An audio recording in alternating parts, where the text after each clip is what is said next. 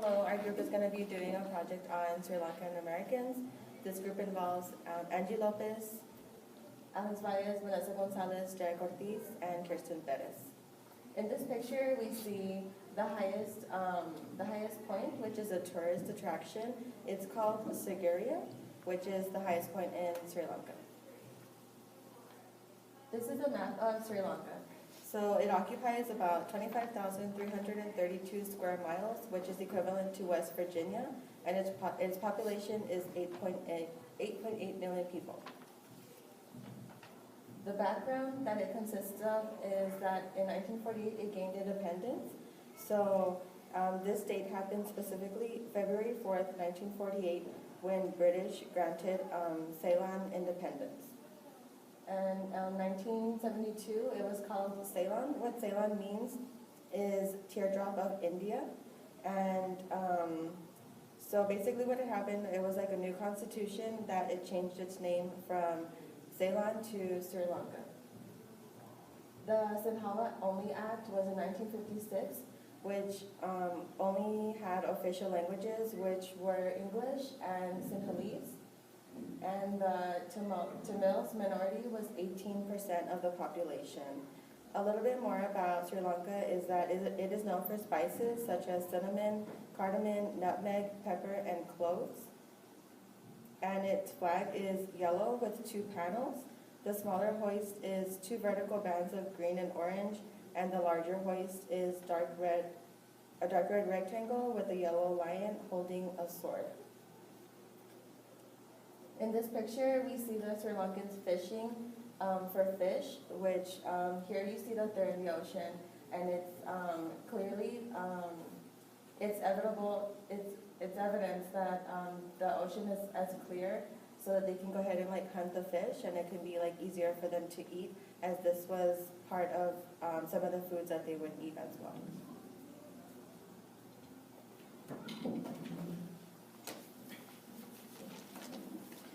I'm basically going to talk about what kind of began the 30-year civil war between the Sinhalese people and the Tamil minority. As Alex said, the Tamil minority is 18% of the population of Sri Lanka. Basically, what kind of started the 30-year civil war was the consequences of the Sinhala Only Act. Basically, the Tamil people speak Tamil. It's a type of Indian language, a dialect. And so when they enacted that legislation, it officially made all the documents, the official state policies, things like that, in a language the Tamil people couldn't read. So this kind of, it made them feel discriminated against the majority population of Sinhalese people. So basically they created an insurgency group called the Liberation Tigers of Tamil Eelam. And what this group wants is they want Sri Lanka, the northern territories and the eastern territories to cede from the nation state to create their own nation. That way, instead of being a minority, they're actually their own majority, and they could create their own legislation and policies for their people that won't disenfranchise them. And so, yes. And this picture kind of goes in line of the political turmoil in Sri Lanka at the time. And the next picture actually shows people from Tamil people seeking political asylum from the second-class treatment that they do receive as being a minority in Sri Lanka.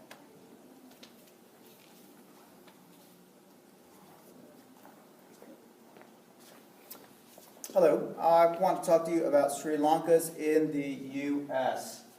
The largest community of Sri Lanka, we can see, can be found in Tompkinsville, located in Staten Island. We see the first wave of Sri Lankans come in 1960s. It was said that this group was made up primarily of well-educated professionals, also part of the Sinhalese ethnic group. Then in the 1980s, we see the minority group, the Tamils, also join the movement to move to New York. And in the 1990s, we see also more Sri Lankans continued to migrate due to the civil war between the Sinhalese and the Tamils, which had ravaged the island. But at this point, we see more working class immigrants. And it's also important to note that initially, most Sri Lankans that had moved to Staten Island came from the Sinhalese ethnic group. They were all drawn to Tompkinsville for its affordable property. It was near Manhattan, and also there was already an existing Sri Lankan small community. It became known as the hub for Sri Lanka and New York, and was considered a safe haven for those who experienced trouble in the big city. Like any other poor immigrant, they pretty much worked low-paying jobs, and some were even found working in sex shops, which created a major conflict within the community between the Sinhalese and between the Tamils.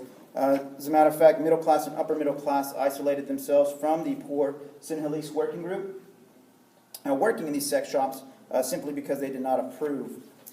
Over the course of the Sri Lankans immigrating to the U.S., it's important to note that regardless of their ethnic tensions between the two groups, they were both on strange land with the same goal. The goal was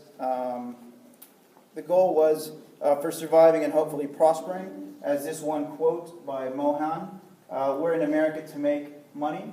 Who's got time to relive the problems at home?" Of course, here's a reference, strangers in the strange land.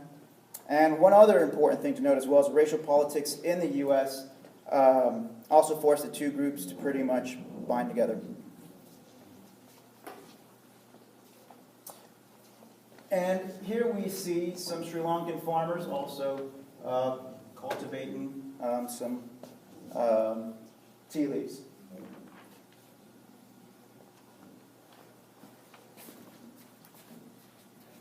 Hyphenated Americans. I have found that I have attempted to shed myself of my Sri Lankan heritage. I'm not truly American, and I'm not truly Sri Lankan, and I'm surely not Indian. As a result, the only option I seem to embrace is to assimilate into American culture. Frank Kai, Duke University.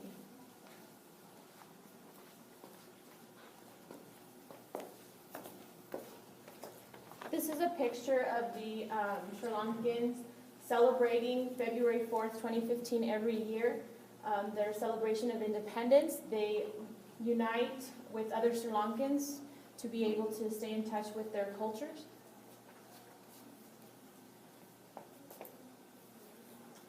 The potential counseling issues that arise would be the generational cultural conflicts. There's this idea of the assimilation versus acculturation. Many Sri Lankans American struggle with trying to fit in, assimilate, while their parents are asking that they remain rooted to their culture. They want for them to remain accultured and not lose the culture that they want instilled in them. There's also the socioeconomic status that clashes with the class. They struggle with trying to make ends meet and while still remaining socially conservative. Many Sri Lankans take on low-paying jobs, even if this means working somewhere where they may feel shame or embarrassment. Of the 140 to 150 businesses that are owned by Sri Lankans, 10% of them are pawn shops. There's also the societal alienation, a sense of feeling different and not fitting in with the American community. There's also marginalization in politics, since there's such a small population of Sri Lankans and they are an ethnic minority. They do not partake in politics that contribute in any meaningful way. The community is also overlooked. Again, they're largely invisible due to being such a small minority, as well as a small ethnic minority in the New York area. This idea of the American dream is failing. The families come over with hopes of being able to make a better living for themselves and unfortunately take on minimum wage jobs. There's also the parental pressure to succeed, since the families are coming over in hopes of giving their children a better life, a better future. There's this high expectation that the children need to do well and succeed in their education.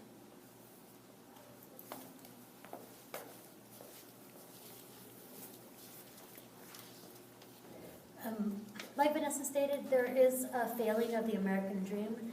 We chose one girl's story named Yamani to kind of highlight this issue. Our group is going to choose Yamani's profile for our larger project, in which we will create a hypothetical situation for counseling intervention. So here's the clip.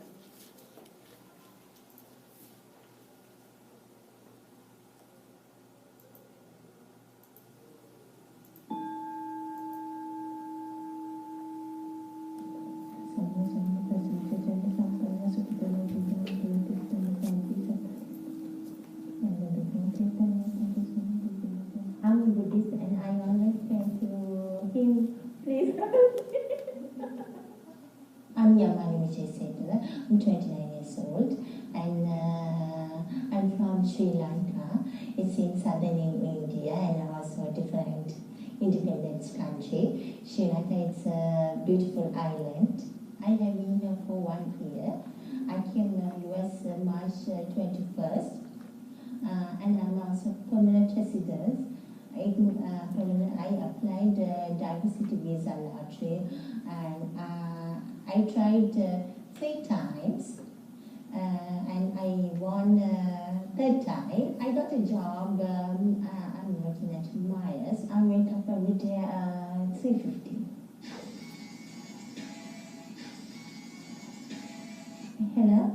Oh, okay, friend. Okay. Bye, thank you. I'm traveling by taxi early in the morning. No, this is early in the morning. I pay taxi $7. But unfortunately, my pay for 1 hour is $40. I paid my hard working money. I'm doing CICC. I'm doing a pet, hardware, automotive, paint and wallpaper, toys, automotive, lots of work. Bunch of work. It's a bank tellers, that's a good job. Bank teller positions, because I'm a good computer operator. Never call. I don't know why, because I'm a foreigner. He said, I don't know why. I'm so happy to meet a good friends, but I'm still not happy because I'm still bottom. Bottom means I'm still low person. Low person means it means I haven't any more money. I have just few money for saving. If I have more money, I think I can live rich. Like to be a graphic designer, and that's not my lifetime job. If that my lifetime job, I'll return to Sri Lanka because I can't work minimum wage. I always pray to Lord for the please help me to find a job. Please help me to come. Please help me to dream. Please help me to dream come true.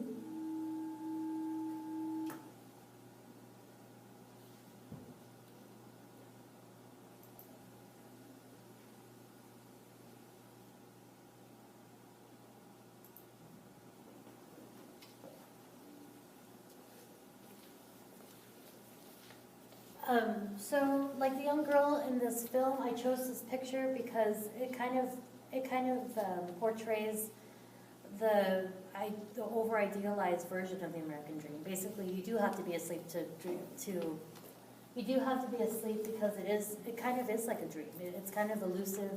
It's not really tangible to people that do come here. They can't really grasp it. Like the young girl in the film. She works 5 a.m. to 1:30. She considers herself still a low person in terms of her self-worth. She ties it directly to money and the money she earns or is not earning. And so that could be a potential counseling issue as well. And, as Vanessa did state about socioeconomic status and of being a minority in the United States. And so, yeah, so we chose, in the film, she also talks about winning the visa lottery. Basically, that's the diversity immigration visa, and every single year the Department of State gives 55,000 permanent resident visas to folks from 6 different regions worldwide. And that is given to historically low minorities in the United States. So they decide who, what population isn't represented fully. And so we chose the American dream because so many come to this country and it fails them, or we as a society fail them in terms of the dream of, life, liberty, and the pursuit of happiness for everybody, for every citizen. And so that's it. Problems leading to counseling intervention. Stereotypes. They hinder the success of counseling because it produces a generic view of a person and their cultural heritage. As a counselor, we need to be aware of negative stereotypes so that we do not convey or acknowledge any prejudices to the client. Hardships of being elderly and Asian. Problems between generations of each other's expectations about who and how to care for them. Discrimination. Along with the injustice faced by Asians when they are looking for opportunities for a better life. English language difficulties. They struggle with learning a new language, especially as a person gets older.